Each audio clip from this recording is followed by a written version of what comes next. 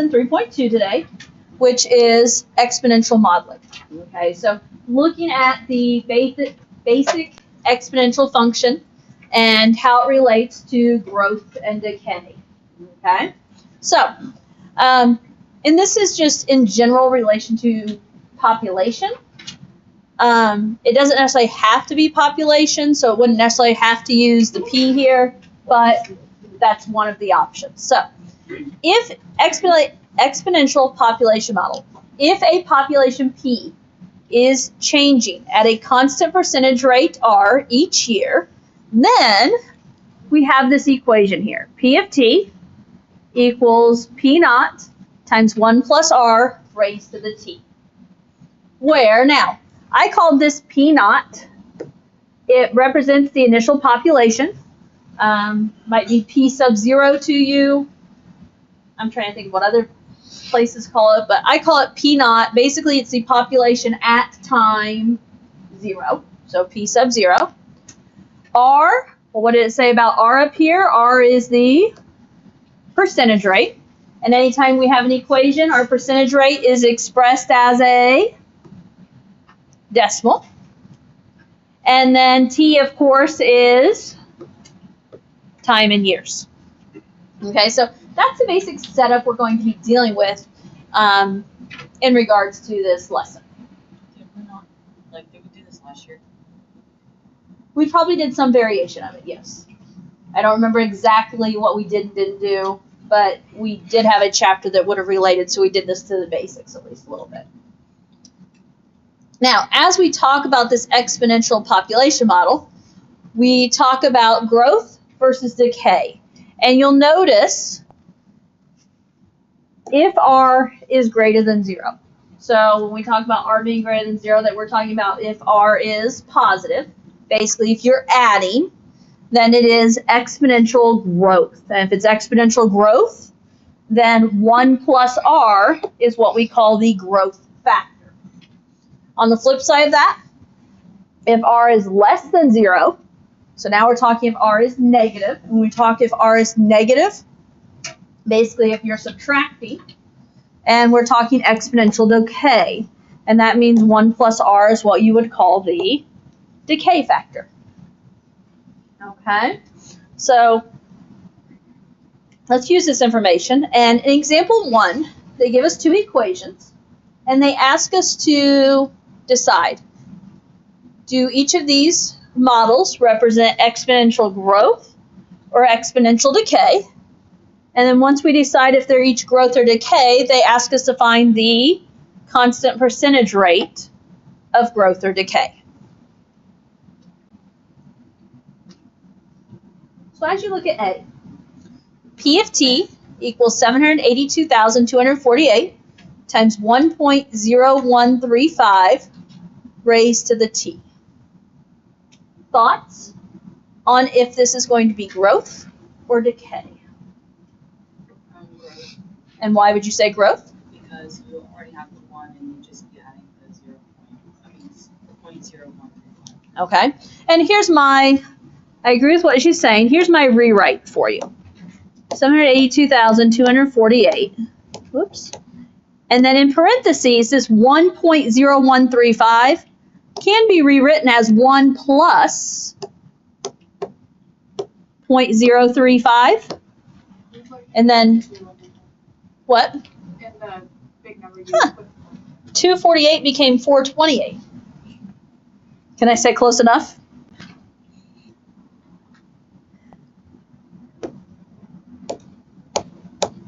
I don't even know how I did that, but I did. Okay. So 782,248. The important part here is the 1.0135. It can be written as 1 plus another value, yes? And so for 2 different reasons, I would agree that this is growth. The one is we're able to say 1 plus the number. Right there, that tells me it's growth. And here's the other thing. If I go back to this original problem, the fact that it's 1 point something, that means you have to add something to it, yes? So that makes it growth, either for whichever way you want to look at this. Now, besides the fact we know it's growth, we're also asked to find the constant percentage rate of growth or decay. Basically, I'm looking for R.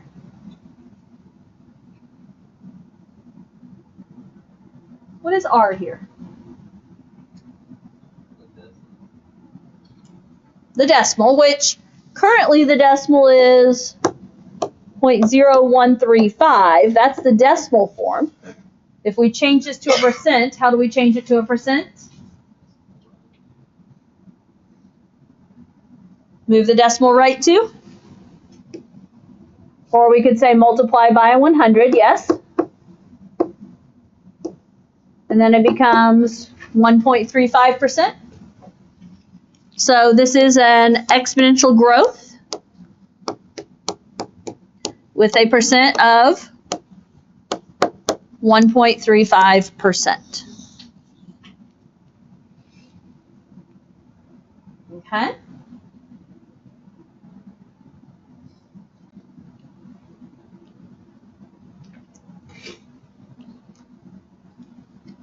What about B?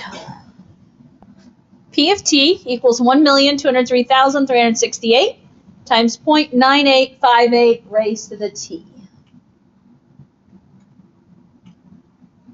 Growth or decay? Why decay?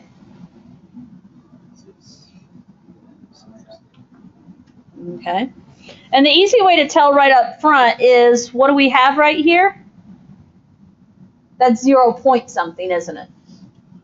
And when it's 0 point something, that's going to be an indicator that it's going to have to be decay. Now, if I rewrite this, keeping the 1,203,368, and then it's subtracting something.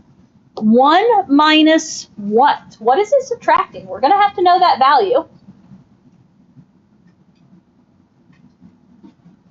What is it subtracting? Might require a calculator. You're going to have a calculator today anyway, so.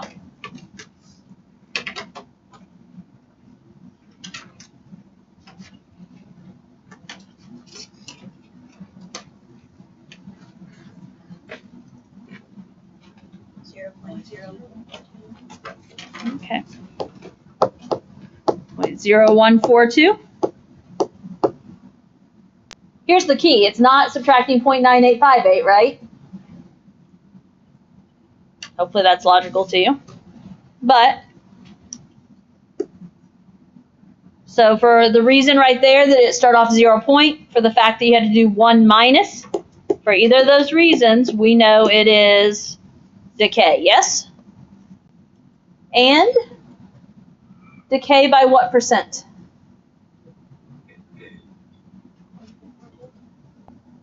Okay, change this 0.0142 to a percent, and it is 1.42. So decay, 1.42%. Okay, questions there?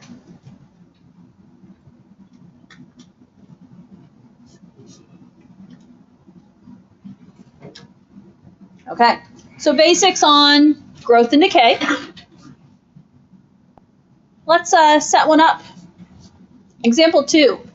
Ask us to determine the exponential function that has an initial value of 12, increasing at a rate of 8% per year. So based on the initial equation, which was P of T equals P naught times 1 plus R raised to the power of T. Okay, what do you know? What can you fill in? What do you know? P sub 0 would be 12. Yeah. R would be 0.0.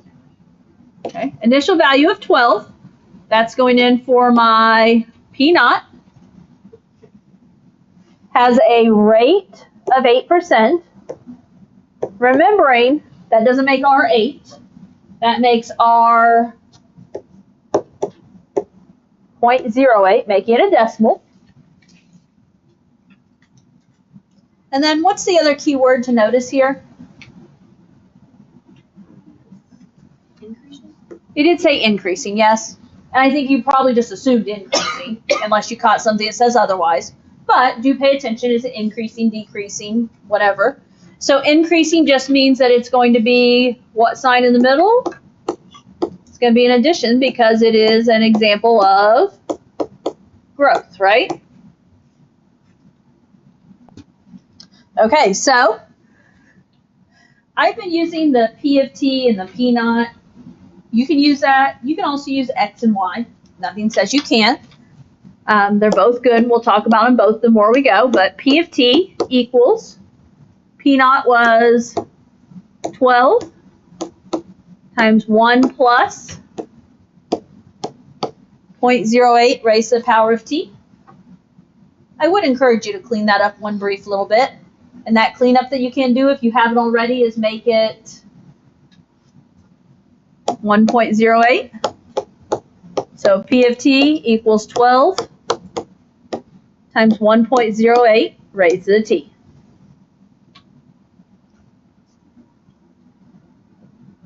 I am going to put an or up here, just so you have the information in that. So I wrote this as P of T in terms of population. Nothing says this has to be population here. I mean, we kind of assume just because we're talking population, but you could also write this as f of x equals 12 times 1.08, and then it'd be raised to the power of x if you did something like that. F of x could also be replaced with y. Okay, so just some equivalencies there. Nothing too fancy or anything, but just you're going to see some x's and f of x's and y's in homework at times. You're also going to see t's and p of t's. Be comfortable with both is what I'm saying. Okay, questions here?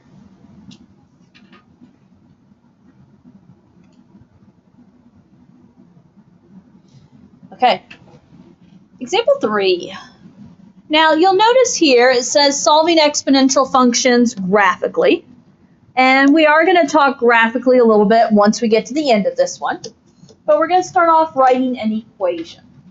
Okay, so suppose a culture of 100 bacteria is put into a petri dish, and the culture doubles every hour.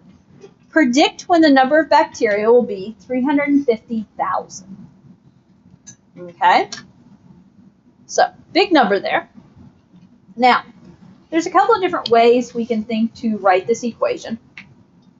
One route, and we'll go back to the formula here in a moment, because you can use this formula, but before we go back to that formula, I want to just talk about, okay, what's the idea of what's happening here?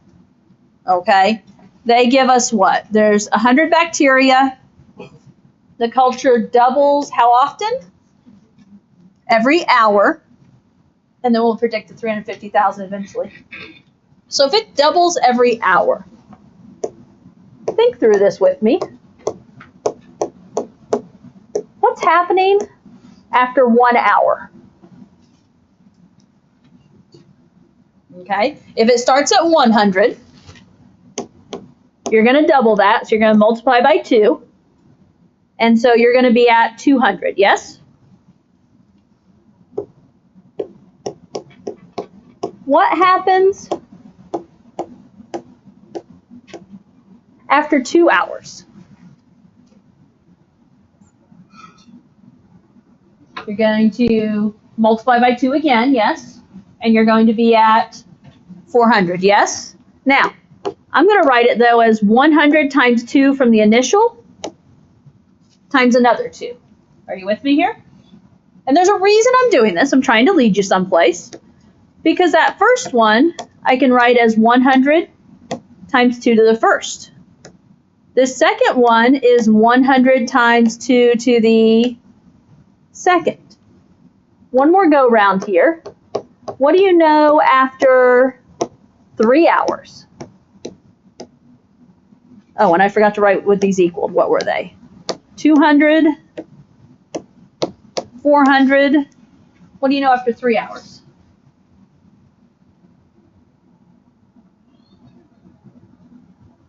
You're going to end up multiplying by 2 again, right? Which if you go back to the original, it's the original 100 times 2 times 2 again, or in other words, 100 times 2 to the third, which is 800, yes? What's the equation we write for this? In other words, if we're writing an equation, this is P of t equals, what's the general equation here? Can you see where I'm leading you? 100 times what? 2 to the t. Now, what does that 2 represent? That 2 represents the fact that you are doubling, yes?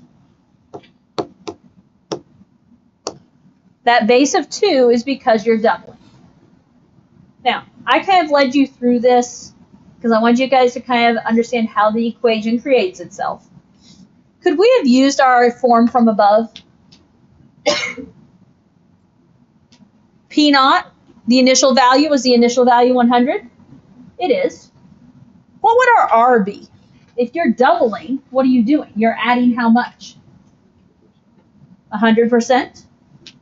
Okay, so it's not that you can't think, if you go back to the original of P of t, it'd be 100, and then it'd be the 1 plus, I don't know if you guys want 1.00. So it does work the same, but I also wasn't sure, if I say doubling, what percent you guys would give me.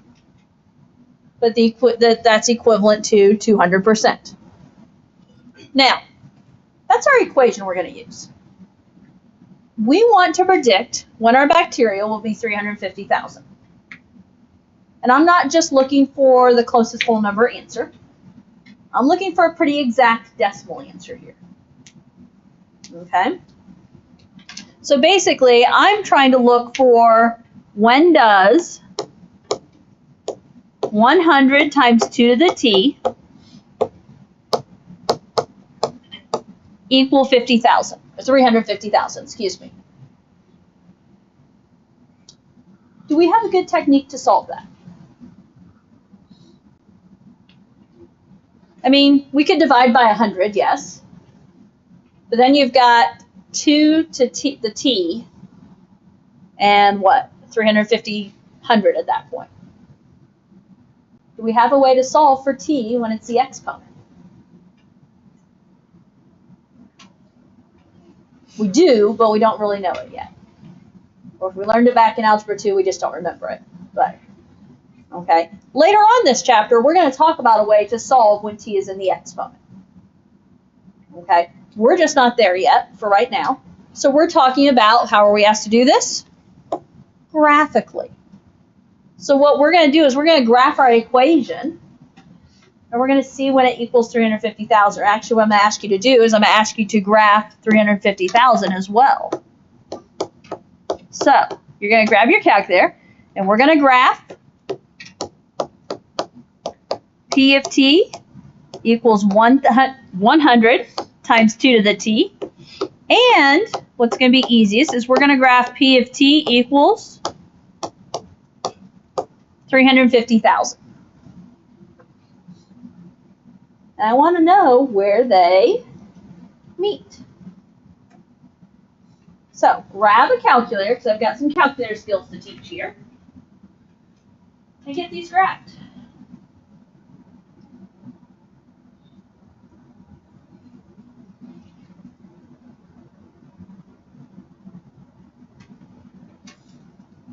On your calculator, obviously, it's 100 times 2 to the x. And then the 350,000. There we go. Just going to do a zoom 6 because I don't know what I last had graphed or what scale I was on.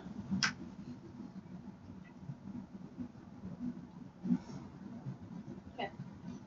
What issues are you running into as you graph this? Okay, we can't see one of the lines, can we? for me, my blue is the exponential, the 100 times 2 to the t. I can't see 350,000, can I?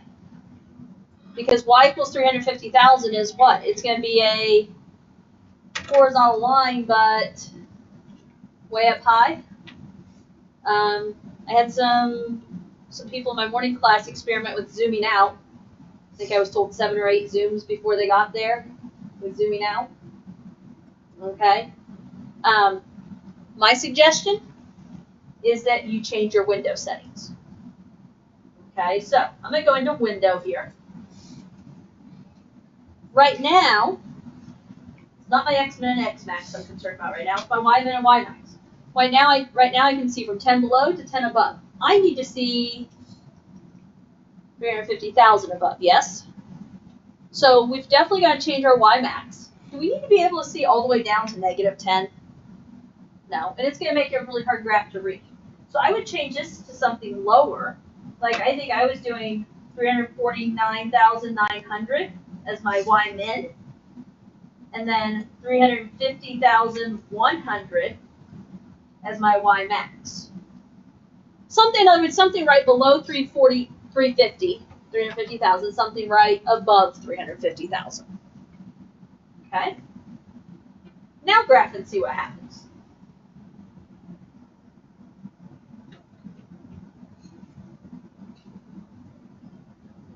Now what's the catch? Okay, I can see the horizontal line, yes. I can see 350,000, but my blue line's not on the screen. Now keep in mind, this is an exponential curve. Do you guys remember what an exponential curve looks like? An exponential curve, you saw a little bit of it earlier, but it's basically a curve that's going like this, right? And then 350,000 is just a horizontal line. I'm looking for where those two graphs intersect, right? I'm looking for that value right there. Well, where is it probably? It's probably going to be over to the right somewhere. So this is where you change your x min and x max. Okay, so I'm going to go into window again. My x max obviously isn't big enough. I'm not seeing it. Now, do I need my x min to be at negative 10? You could leave it at negative 10, but could my answer be negative? No. So I'm going to change my x min to 0, and I would just start guessing until you get back on the screen. Nice round number thrown out at me this morning was 20. You know, and if that doesn't work, you go higher, right? Graph again.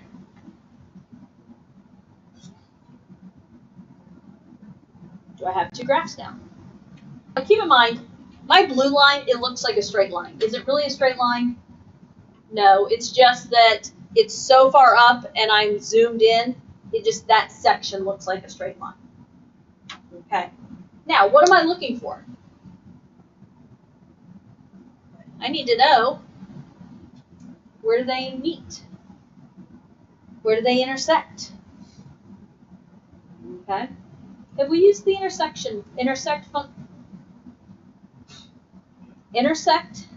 function on the calculator. I say, don't think in pre-calc we have yet. So, you guys know where you find zeros, mins, and maxes? Go to that menu. So I'm going to go into second, my trace button, which is my calc menu. We've used value, we've used 0, we've used min, we've used max. What we haven't used is intersect. Go down to number 5, pick intersect. The first question it asks me is first curve. So this is like if you have lots of things graphed. Which curve do you want to pick? Well, y1. I want that to be my first curve, so I'm going to hit enter. What's the other curve I want to see what it intersects with? It's y2 for me, 350,000, so I hit enter. Now it's asking for a guess. A guess is just move your cursor to that intersection point and hit enter. Your answer should be coming up identical to mine. Did you get this 11.77 number?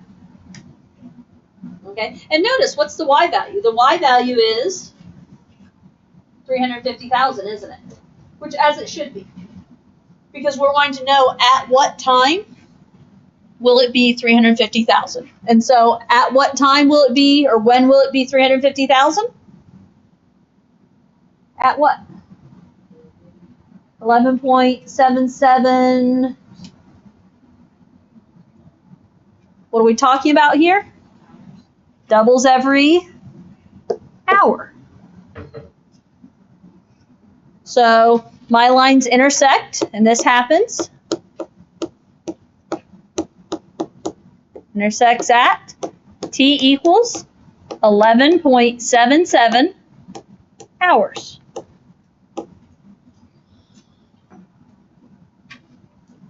Later this week, we'll have a way to solve that equation. Okay? I'll remind you of, I think we probably learned in Algebra 2, but I'll remind you of the skills there. How do we solve when x is in the exponent? But for right now, the graph is our best option. Okay, so I wanted you to see there how to use the calculator. What are your ideas? Maybe you need to write yourself a note. What did we do? We went into our calc menu and we used the intersect option. Okay? So, a good tool in the calculator to know how to use. Maybe you've played around with it at some point or before, I don't know, but it's a good tool to know how to use. Okay. One more?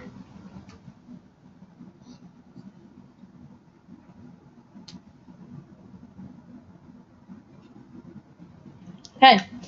Last one. Notice this time instead of doubling, it is a half-life, yes? Suppose the half-life of a certain radioactive substance is 20 days, and there are 4 grams present initially. Find the time when there will be 1 gram of the substance remaining. Note, half-life is the time it takes for a substance to decay itself to half the original amount. Okay. I'm going to kind of take us through like we did with the last one. In that, I want to kind of talk about, okay, how can we develop an equation? But then also, how does my equation fit into our exponential form? Now, the last one, we talked about what happened every hour. What are we talking about here? What happens but it's not just every day, it's every what? Every 20 days, yes? Here our period of time is 20 days. So your first set, and this brings a little catch to it that we'll get, what do you know after 20 days? It's 2. Because what do we start with? We started with 4, and then to find half of something, you're going to multiply it by a half. And 4 times a half is 2. Or, you might see where this is going, 4 times 1/2 to the first is 2. Okay? So my first time increment was 20 days. What's the next time span? 40 days, right? After basically a second cycle. So now we're talking after 40 days. What do we know after 40 days? The original 4 times the first half times the second half. Or, in other words, 4 times 1/2 to the second. What do you get now?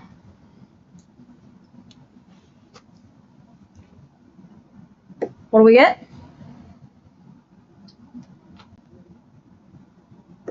Did I hear it? 1. Basically, half of 4 was 2. Half of 2 is 1. Now, technically, what was the question? Yeah, find the time when there will be 1 gram of the substance remaining. Well, what did we just find? We found after 40 days, didn't we? So officially, yes, after 40 days is your answer. Now, I do want to talk about writing the equation.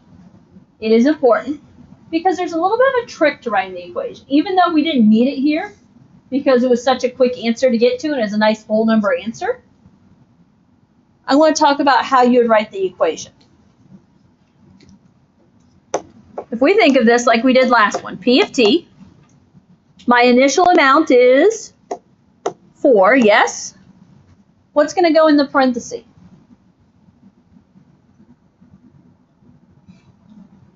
Normally it would be, if you go up above, right? It'd be 1 plus or minus something. Well, if you're doing half of it, what are you doing? You're taking off a half, right? And 1 minus a half is a half. Now, here's the catch. What's the exponent?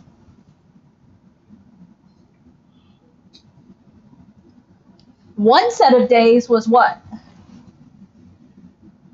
20. And then we did 40. What would we do next? 60. Can I just say t? The answer is no. I'm going to erase it. Because am I just plugging in 1, 2, 3? Do you see what the catch here? Okay.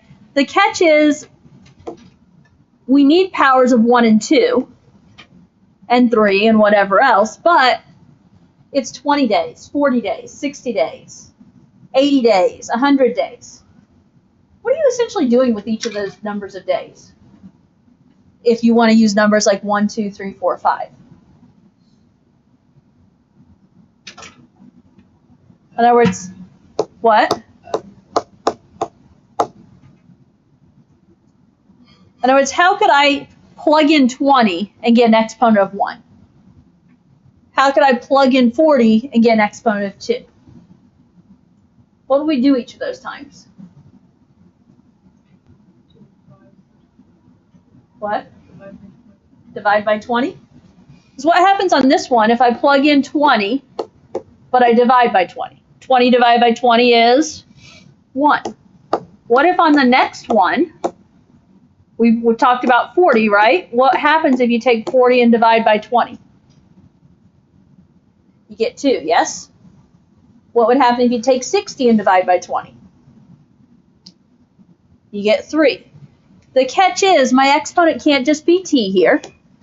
My exponent's going to be t divided by 20. Now, why did this catch have to happen? Only because my period of time was not just 1 something. It was 20 days. Earlier, my period of time was 1 hour. If something's happening every 1 hour, 1 day, 1 minute, 1 week, 1 year, you can just keep your normal exponent. But if you get an increment like this one, it's every 20 days, your exponent's going to have to involve a divide by that amount. So divide by 20. Okay? And so, trying to prepare you for some stuff in homework, watch out for those exponents. Have I made sense of that? No? I'm hearing yeses and nos, so.